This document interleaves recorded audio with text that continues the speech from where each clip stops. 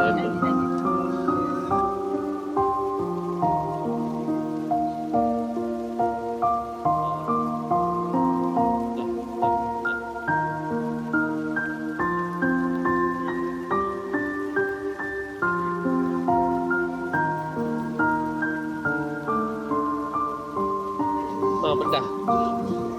Bedah tu jangan fikir.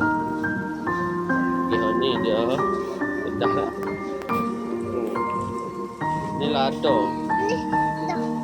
Lado.